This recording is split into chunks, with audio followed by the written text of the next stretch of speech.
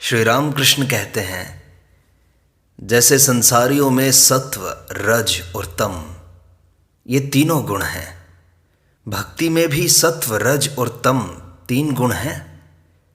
संसारियों का सत्व गुण कैसा होता है जानते हो?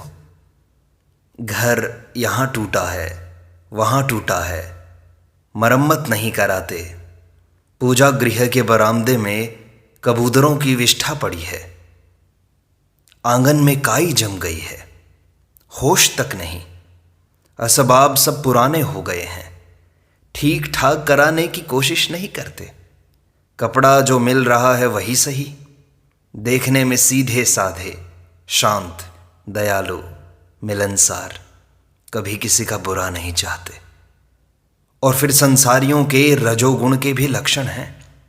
जेब, घड़ी, चेन, उंगलियों में 2-3 अंगूठियां, मकान की चीज़ें बड़ी साफ, दीवार पर रानी की तस्वीर, राजपुत्र की तस्वीर, किसी बड़े आदमी की तस्वीर, मकान चूने से पुता हुआ, कहीं एक दाग तक नहीं, तरह तरह की अच्छी पोशाक, नौकरों की भी वर्दियां इत्यादि।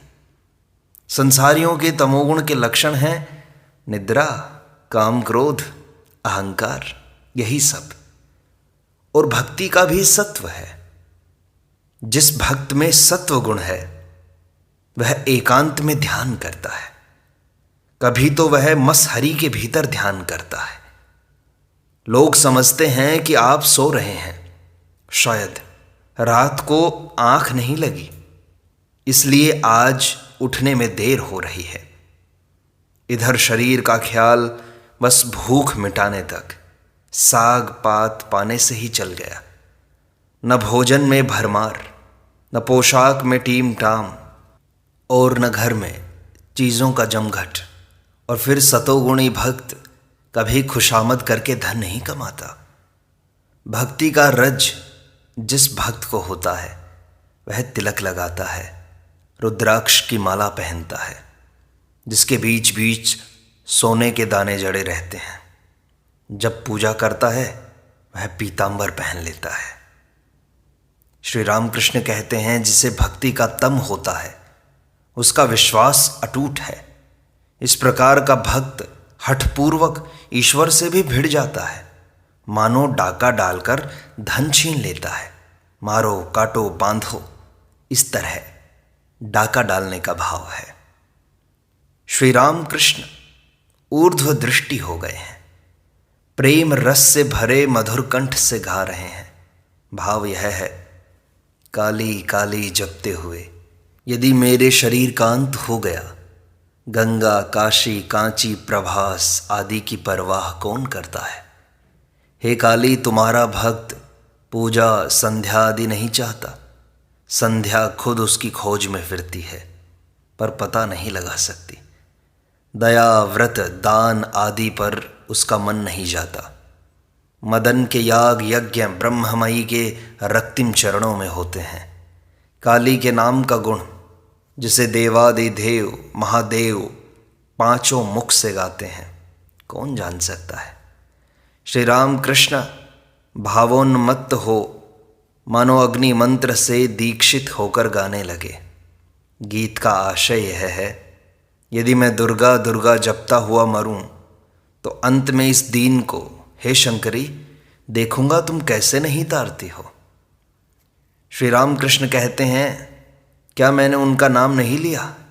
मुझे पाप, मैं उनकी संतान हूँ, उनके ऐश्वर्य का अधिकारी हूँ। इस प्रकार की जिद चाहिए। तमोगुण को ईश्वर की ओर फेर देने से ईश्वर लाभ होता है। उनसे हट करो, वे कोई दूसरे तो नहीं, अपने ही तो हैं। फिर देखो, यह तमोगुण दूसरों के हित पर लगाया जा सकता है। वैद्य 3 प्रकार के होते हैं, उत्तम, मध्यम और अधम। जो वैद्य नाड़ी देखकर दवा खा लेना कहकर चला जाता है वह अधम वैद्य है। रोगी ने दवा खाई या नहीं इसकी खबर वह नहीं लेता। जो वैद्य रोगी को दवा खाने के लिए तरह तरह से समझाता बुझाता है, मीठी बातों से कहता है, अजी दवा नहीं खाओगे तो अच्छे किस तरह होगे, भैया खा लो, अच्छा, मैं खुद खरल करके खिला देता हूँ। वह मध्यम वैद्य है, और जो वैद्य रोगी को किसी तरह दवा न खाते हुए देखकर छाती पर चढ़कर बैठकर जबरदस्ती दवा खिलाता है, वह उत्तम वैद्य है। यह वैद्यों का तमोगुण है। इस गुण से रोगी का उपकार होता है, अपकार नहीं होता। वैद्यों के समान 3 प्रकार के आचार्य भी हैं। धर्मोपदेश देकर जो शिष्यों की फिर कोई खबर नहीं लेते, वे आचार्य अधम हैं।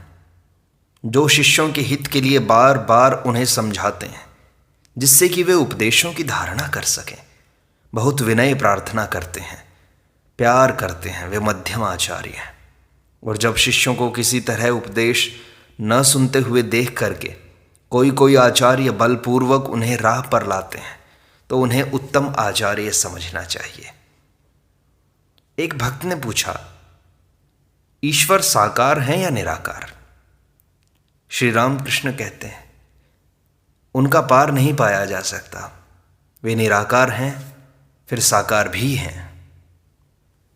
भक्तों के लिए वे साकार हैं। जो ज्ञानी हैं, संसार को जिन्होंने स्वप्नवत मान लिया है, उनके लिए वे निराकार हैं। भक्त का यह विश्वास है कि मैं एक पृथक सत्ता हूँ तथा संसार एक पृथक सत्ता। इसलिए भक्त के निकट ईश्वर व्यक्ति के रूप में आते हैं। ज्ञानी जैसे वेदांतवादी सिर्फ नेति नेति विचार करता है। विचार करने पर उसे यह बोध होता है कि मैं मिथ्या हूँ, संसार भी मिथ्या स्वप्नवत है। ज्ञानी ब्रह्म को बोध रूप देखता है, परंतु वे क्या हैं यह मुंह से नहीं कह सकता। वे किस तरह हैं जानते हो? मानो सच्चिदानंद समुद्र है जिसकी ओर छोर नहीं। भक्तों के पास वे व्यक्त भाव से कभी कभी साकार रूप धारण करते हैं। ज्ञान सूर्य का उदय होने पर वह बर्फ गल जाती है, तब ईश्वर के व्यक्तित्व का बोध नहीं रह जाता, उनका रूप भी दिखाई नहीं देता। वे क्या हैं मुंह से नहीं कहा जा सकता। कहे कौन? जो कहेंगे वो रहेंगे ही नहीं। उनका मैं तो ढूंढने पर भी नहीं मिलता। विचार करते करते फिर मैं नहीं रह जाता। जब तुम प्याज छीलते हो तब पहले लाल छिलके निकलते हैं, फिर सफ़ेद मोटे छिलके। इसी तरह लगातार छीलते जाओ तो भीतर ढूंढने से कुछ नहीं मिलता। जहां अपना मैं खोजे नहीं मिलता, और खोजे भी कौन? वहां ब्रह्म के स्वरूप का बोध किस प्रकार होता है यह कौन कहे? नमक का एक पुतला समुद्र की थाह लेने गया। समुद्र में ज्यों ही उतरा कि गलकर पानी हो गया। फिर खबर कौन दे? आकर कौन बताए कि समुद्र कितना गहरा है? पूर्ण ज्ञान का लक्षण यह है। पूर्ण ज्ञान होने पर मनुष्य चुप हो जाता है। तब मैं रूपी नमक का पुतला सच्चिदानंद रूपी समुद्र में गलकर एक हो जाता है। फिर जरा भी भेद बुद्धि नहीं रह जाती। विचार करने का जब अंत नहीं होता, तब तक लोग तर्क पर तुले रहते हैं। अंत हुआ कि चुप हो गए। घड़ा भर जाने से, घड़े का जल और तालाब का जल एक हो जाने से फिर शब्द नहीं होता। जब तक घड़ा भर नहीं जाता, शब्द तभी तक होता है। पहले के लोग कहते थे, काले पानी में जहाज जाने से फिर लौट नहीं सकता। मैं मरा कि बला टले। विचार चाहे लाख करो, पर मैं दूर नहीं होता।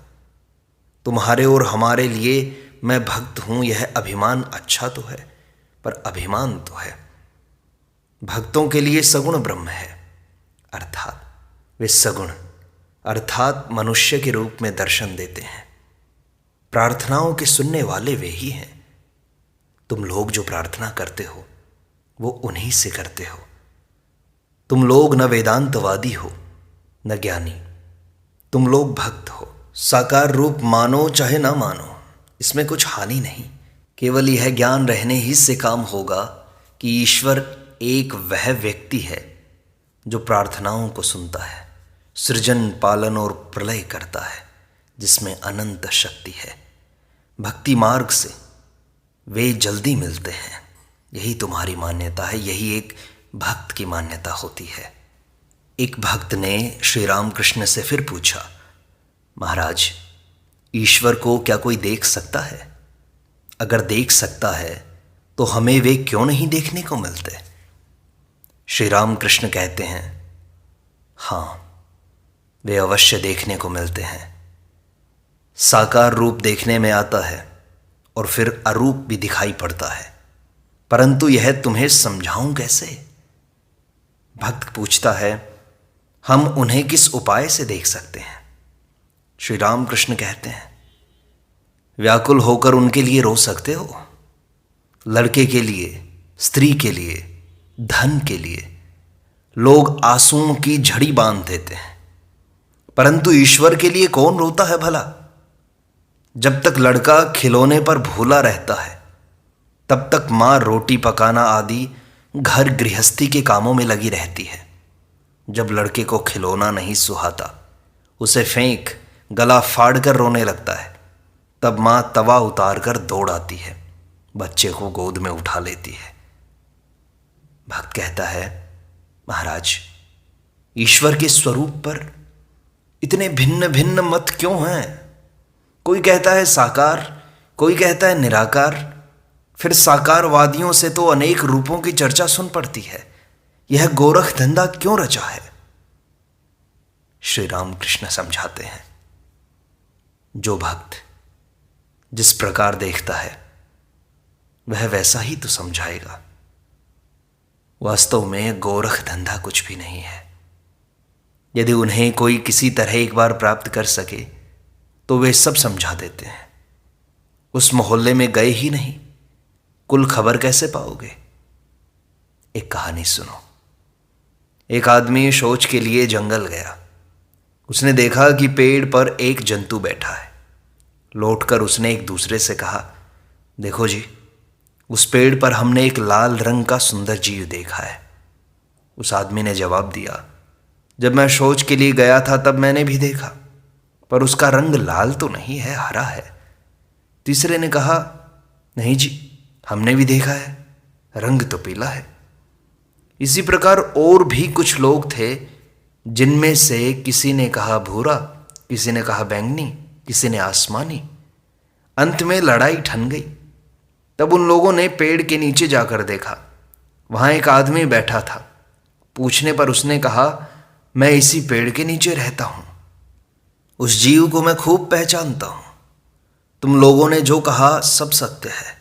वह कभी लाल, कभी हरा, कभी पीला, कभी आसमानी, और भी न जाने कितने रंग बदलता है। वह बहुरूपिया है, और फिर कभी देखता हूं कि कोई रंग नहीं है उसका। अर्थात जो मनुष्य सर्वदा ईश्वर चिंतन करता है वही जान सकता है कि उनका स्वरूप क्या है। वही मनुष्य जानता है कि वे अनेक रूपों में दर्शन देते हैं, अनेक भावों में दिखाई पड़ते हैं। वे सगुण हैं और निर्गुण भी। जो पेड़ के नीचे रहता है वही जानता है कि उस बहुरूपिये के कितने रंग हैं। फिर कभी कभी तो कोई भी रंग नहीं रहता। दूसरे लोग केवल वाद विवाद करके कष्ट उठाते भरे हैं। कबीर कहते थे, निराकार मेरा पिता है, साकार मेरी माँ। भक्त को जो स्वरूप प्यारा है उसी रूप से वे दर्शन देते हैं। वे भक्त वत्सल है ना। पुराण में कहा है कि वीर भक्त हनुमान के लिए उन्होंने राम रूप धारण किया था।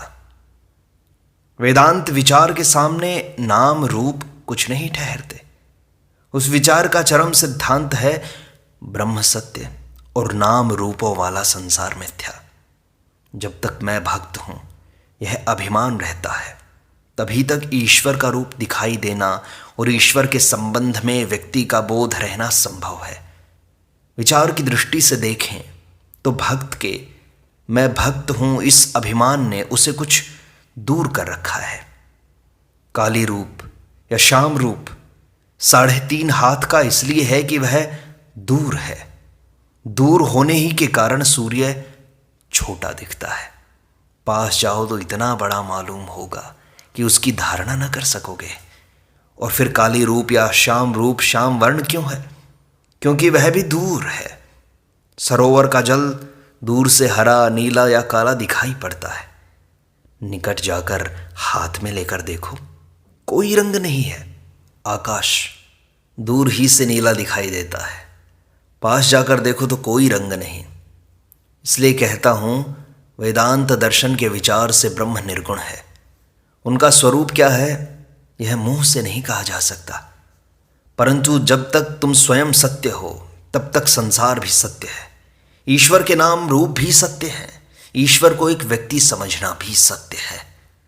तुम्हारा मार्ग भक्ति मार्ग है, बड़ा अच्छा मार्ग है, सरल मार्ग है। अनंत ईश्वर समझ में थोड़े ही आ सकते हैं, और उन्हें समझने की जरूरत भी क्या है। यह दुर्लभ मनुष्य जन्म प्राप्त कर हमें वह करना चाहिए जिससे उनके चरण कमलों में भक्ति हो। यदि लोटे भर पानी से हमारी प्यास बुझे तो तालाब में कितना पानी है, इसका नापतोल करने की क्या जरूरत है। अगर अद्धे भर शराब से हम मस्त हो जाएं, तो कलवार की दुकान में कितने मन शराब है, इसकी जांच पड़ताल करने का क्या काम। अनंत ज्ञान प्राप्त करने का क्या प्रयोजन है। वेदों में ब्रह्मज्ञानी की अनेक प्रकार की अवस्थाओं का वर्णन है। ज्ञान मार्ग बड़ा कठिन मार्ग है। कामिनी कांचन के प्रति आसक्ति का लेश मात्र रहते ज्ञान नहीं होता। यह पथ कलिकाल में साधन करने योग्य नहीं है। इस विषय में वेदों में सप्तभूमि का उल्लेख है। मन इन 7 सोपानों का विचरण किया करता है। जब वह संसार में रहता है तब लिंग, गुदा और नाभि उसके निवास स्थल हैं। तब वह उन्नत दशा पर नहीं रहता, केवल कामिनी कांचन में लगा रहता है। मन की चौथी भूमि है हृदय। तब चैतन्य का उदय होता है और मनुष्य को चारों ओर ज्योति दिखलाई पड़ती है। तब वह मनुष्य ईश्वरी ज्योति देखकर सविस्मय कह उठता है, यह क्या है, यह क्या है। तब फिर नीचे संसार की ओर मन नहीं मुड़ता उसका। मन की पंचम भूमि है कंठ। जिसका मन कंठ तक पहुंचा है उसकी सारी अविद्या, संपूर्ण अज्ञान दूर हो गया। ईश्वरी प्रसंग के सिवाय और कोई बात न तो सुनने और न कहने को उसका जी चाहता है। यदि कोई व्यक्ति दूसरी चर्चा छेड़ता है तो वह वहां से उठ जाता है। मन की छठी भूमि कपाल है। मन वहां जाने से दिन रात ईश्वरी रूप के दर्शन होते हैं। उस समय भी कुछ मैं रहता है। वह मनुष्य उस अनुपम रूप को देखकर मतवाले की तरह उसे छूने तथा गले लगाने को पड़ता है, परंतु पाता नहीं। जैसे लालटेन के भीतर बत्ती को जलते देखकर मन में आता है कि छूना चाहें तो हम इसे छू सकते हैं, परंतु कांच के आवरण के कारण हम उसे छू नहीं पाते। शिरोदेश सप्तम भूमि है। वहां मन जाने से समाधि होती है और ब्रह्मज्ञानी ब्रह्म का प्रत्यक्ष दर्शन करता है, परंतु उस अवस्था में शरीर अधिक दिन तक नहीं रहता। सदा बेहोश, कुछ खाया नहीं जाता, मुंह में दूध डालने से भी गिर जाता है। इस भूमि में रहने से 21 दिन के भीतर मृत्यु हो जाती है। यही ब्रह्मज्ञानियों की अवस्था है। तुम लोगों के लिए भक्ति पथ है। भक्ति पथ बड़ा अच्छा है, सहज है। मुझसे एक मनुष्य ने कहा था, महाराज मुझे आप समाधि सिखा सकते हैं क्या? समाधि होने पर सब कर्म छूट जाते हैं। पूजा, जप आदि कर्म, विषय कर्म सब छूट जाते हैं। पहले पहल कामों की बड़ी रेल पेल होती है, परंतु ईश्वर की ओर जितना ही बढ़ोगे कामों का आडंबर उतना ही घटता जाएगा, यहां तक कि नाम गुण कीर्तन तक छूट जाएगा। श्री रामकृष्ण शिवनाथ से कहते हैं, जब तक तुम सभा में नहीं आए कि तब तक तुम्हारे नाम और गुणों की बड़ी चर्चा चलती रही। जो ही तुम आए कि वे सब बातें बंद हो गई, तब तुम्हारे दर्शन से ही आनंद मिलने लगा। लोग कहने लगे, यह लो शिवनाथ बाबू आ गए। फिर तुम्हारे बारे में और सब बातें बंद हो जाती हैं। मेरी यह अवस्था होने पर गंगा में तर्पण करने के लिए जाकर मैंने देखा उंगलियों के भीतर से पानी गिरा जा रहा है। तब हलधारी से रोते हुए पूछा, दादा ये क्या हो गया है? हलधारी बोला, इसे गलित हस्त कहते हैं। ईश्वर दर्शन के बाद तर्पण आदि कर्म नहीं रह जाते। संकीर्तन करते समय पहले कहते हैं, निताई आमार माता हाथी, निताई आमार माता हाथी, मेरा निताई मतवाले हाथी की तरह नाच रहा है। भाव गहरा होने पर सिर्फ हाथी हाथी कहते हैं। इसके बाद केवल हाथी शब्द मुंह में लगा रहता है। अंत को हा कहते हुए भाव समाधि होती है। तब वे जो अब कीर्तन कर रहे थे चुप हो जाते हैं।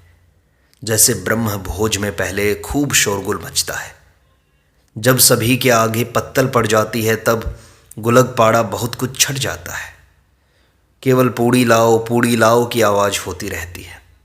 फिर जब लोग पूड़ी तरकारी खाना शुरू करते हैं तब 12 आना शब्द घट जाता है।